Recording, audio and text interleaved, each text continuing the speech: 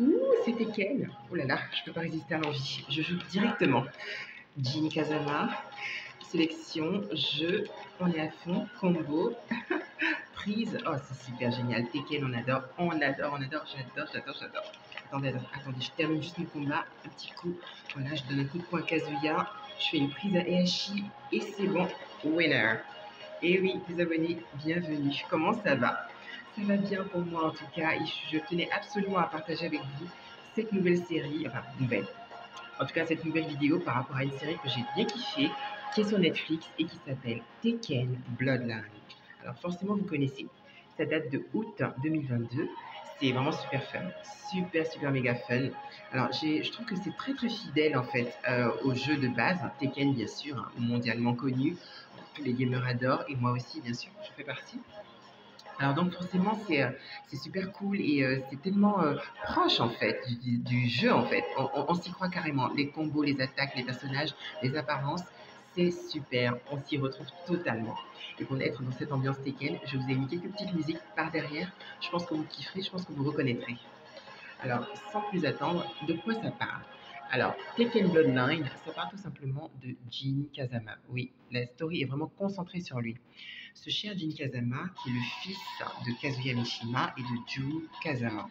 Alors, c'est un jeune combattant, plutôt courageux, plutôt déterminé.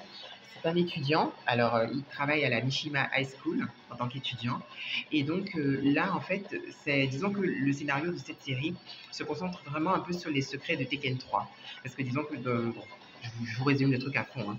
À chaque fois, Tekken, c'est des tournois organisés par la famille Mishima pour toujours avoir du pouvoir, pour que le meilleur puisse gagner de l'argent et puisse en général dominer l'empire Mishima, qui est toujours mis en jeu en général.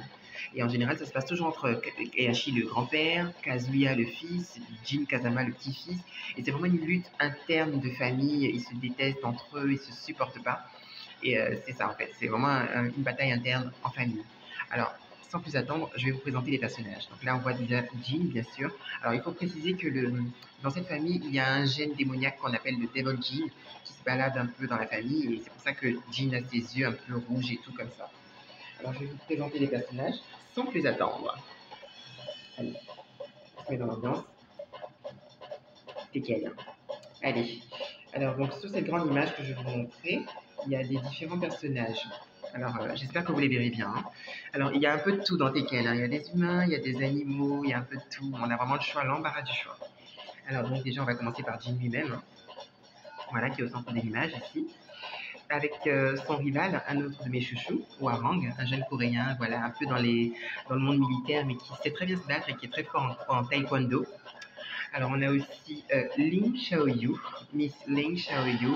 Alors, elle, je dirais peut-être que c'est un peu le love interest de Jin. Il y a un petit quelque chose entre les deux. En tout cas, on sent bien que Jin ne la laisse pas indifférente.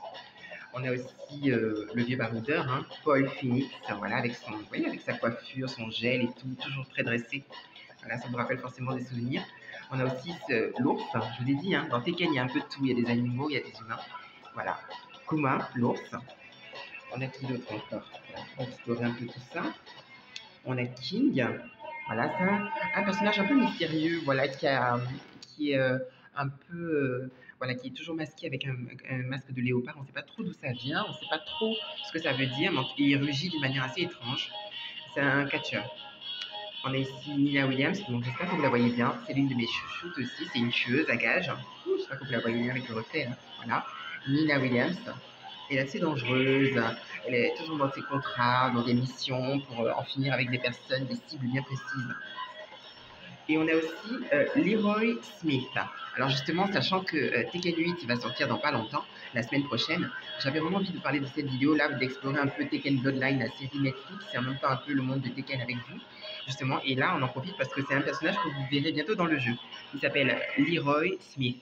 Alors c'est un nouveau personnage, voilà, noir, stylé, dreadlocks et tout. Bon, je le connais pas trop, hein, il est assez mystérieux. Je crois qu'il est un animal de compagnie, il a un nouveau style de combat, c'est assez particulier, il a l'air assez technique, donc à découvrir dans le jeu Tekken 8. Et sinon, on a ici le terrible monstre Ogre. Alors ce monstre est, disons, c'est vraiment l'ennemi de Jin numéro un, on va dire, parce que c'est lui, en fait, qui a tué la mère de Jin, Jun Kazama. Donc il y a tout un mystère par rapport à la mort de Jun Kazama, qui est directement lié à Ogre, parce que, comme vous le verrez dans la série, c'est lui qu'elle affrontait avant de mourir, de disparaître mystérieusement. Donc du coup, c'est lui qui est vraiment à l'origine de cette envie de Jin Kazama de devenir plus fort, de combattre avec son grand-père Heihachi, de s'entraîner pour devenir toujours plus fort et pouvoir se venger sa mère. Voilà, c'est un peu ça. Alors donc c'est une série qui est vraiment très très très fun. Moi je dis ça, je dis rien. C'est vraiment cool en fait. Quand en tout bon fan de Tekken, on se retrouve tout de suite dans l'univers. On reconnaît tout de suite nos personnages. Les combats sont assez péchus. C'est bien dessiné. On sent un mélange de 2D et de 3D en fait dans les mouvements de caméra, dans les actions des personnages, les coups de poing, les coups de pied. Donc on est totalement à fond en fait. C'est comme dans le jeu en fait, comme dans le jeu. Et c'est ça qui rend vraiment cool en fait. Chaque fan se retrouve tout de suite dans le bain et c'est vraiment génial en fait. Et l'histoire suit vraiment celle de Tekken 3, à savoir l'entraînement de Jin, sa participation au troisième tournoi du King of Iron Fist Tournament pour justement prouver sa force et trouver le moyen de vaincre Ogre pour venger sa mère. Alors Jin, il est attachant, il est déterminé, on le sent vraiment déterminé, il est plutôt BG hein, aussi, hein, plutôt BG. Personnellement, j'aimais bien son style de combat avant, comme on le montre dans cette série, qui est un mélange du style Mishima et Kazama. Voilà, j'aimais bien ce style-là, parce qu'après, dans les Tekken 4, il évolue un petit peu vers le karaté. Je comprends pourquoi, parce qu'il veut justement se détacher de sa famille Mishima qu'il ne supporte pas. Et je trouvais qu'il était mieux dans ce style-là. Voilà. Mishima, Kazama, c'est un joli mix qui est très très très fun à jouer dans le jeu. Alors justement, donc il faut savoir que donc c'est une série qui est vraiment super fun. Vous allez passer un super bon moment. C'est vraiment, on est dans l'ambiance Tekken, dans le mode, chaque personnage a son voilà, a son duel, a son voilà, voilà, a l'occasion de montrer qu'il est fort. Il y a ces techniques qui sont bien connues, qui ressemblent vraiment au jeu en fait. Vraiment Netflix, bravo, parce que je trouve qu'on est totalement dans l'ambiance. Alors déjà que si Tekken Netflix, on est super bien dans l'ambiance comme dans le jeu. Alors imaginons Tomb Raider Netflix et Devil May Cry Netflix. Ça me laisse franchement rêveur et ça me fait kiffer. Alors vous, qu'est-ce que vous avez pensé de cette super série pleine d'action de Tekken Bloodline sur Netflix? Moi personnellement, je lui donnerais une bonne note de un bon 9 sur 10. Hein, parce que franchement, je suis totalement dans l'univers. Donc franchement, je retrouve mes marques. C'est super fun, c'est vraiment l'histoire de Tekken 3 avec les dessous de l'histoire un peu, le passage du passé par rapport à June, comment sa relation avec son fils, comment il entraîne son fils Jin Kazama. Donc il y a des petits, voilà, il y a des petits dessous un peu de l'histoire qu'on ne voit pas forcément dans les jeux et qui est vraiment fun. Et donc, c'est pour tout ça, pour toute l'ambiance, pour les personnages qui sont fidèles, pour la musique, pour tout ce qui fait l'ambiance vraiment punchy. Moi, je donne à Tekken Bloodline, voilà, la note de 9 sur 10. C'est une super série que je vous conseille de regarder, de découvrir ou de redécouvrir, puisque Tekken 8 sort bientôt, hein, donc il faut se remettre dans le bain. Qu'est-ce que vous en dites?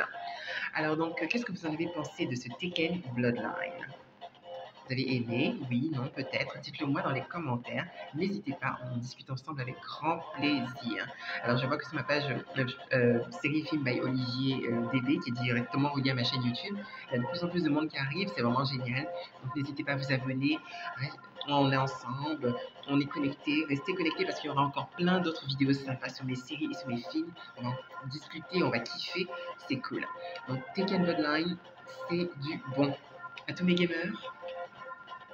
Round one, fight.